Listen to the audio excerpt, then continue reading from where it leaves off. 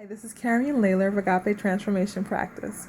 When I spoke to you last, I shared that I'll be doing 4 videos leading up to my workshop, Essential Ethics for Private Practice, for clinicians who are interested in starting their private practice within the next year or two. I share with you that there are 4 cornerstones, I believe, to successfully launching a private practice. The first of which is having a clear vision, and that's what we'll be talking about today. The second is having systems in place so that your business runs smoothly, your practice runs smoothly. The third is marketing, which is super important. And the last is one that's often overlooked, and that is having a good support system. So today, I'll be talking to you about having a clear vision. I have been in practice. I started Agape Transformation Practice in 2011, December 2011, directly after getting fully licensed as an LPC. And when I started the practice, I was really excited. I had been thinking about starting a practice from years before. I was really happy when I found out about the LPC licensure, because it would allow me to have a private practice without having to get my doctorate degree. So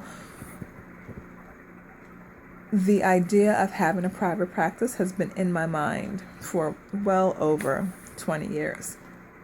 So when it finally became time for me to be fully licensed, I was all prepared and ready, because I'd been thinking about it for such a long time. And so I had already found my office space, and I had an idea of the population that I wanted to work with. Prior to that time, for the past 4 years, I had worked with adolescents and their families, and I knew that I wanted to work with adults now.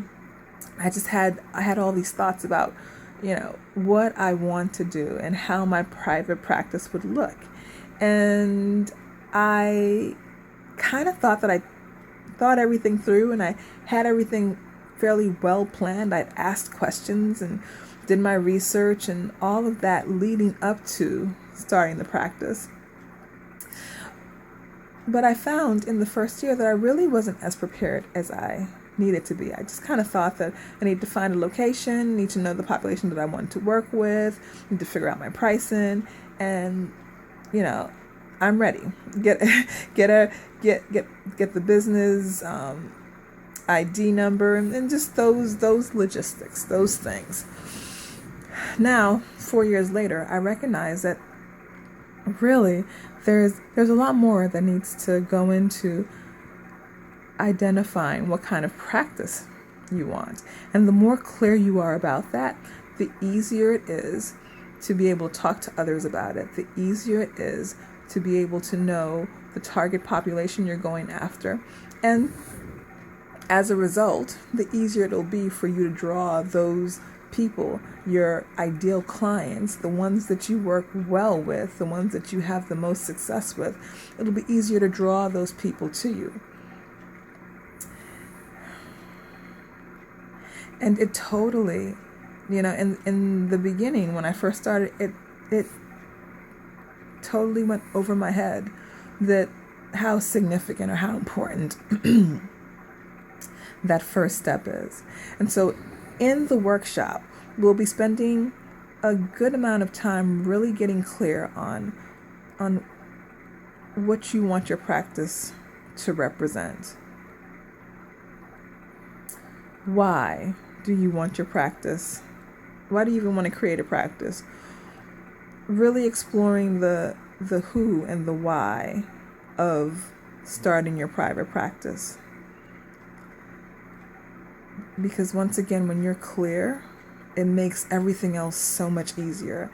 And it makes your job in the helping profession, I want to say more exciting, but that's not really the best word to use. It's more fulfilling, because you're no longer drained. You're happy to do the work that you're doing. It's effortless. So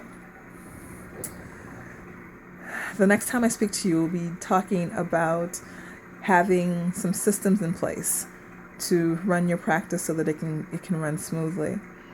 The workshop is coming up in April, and if you haven't already registered, you can always go to www.lovetransforming.com or www.lovetransforming.com, under continuing education, and sign up. All right. Until then, have a great day.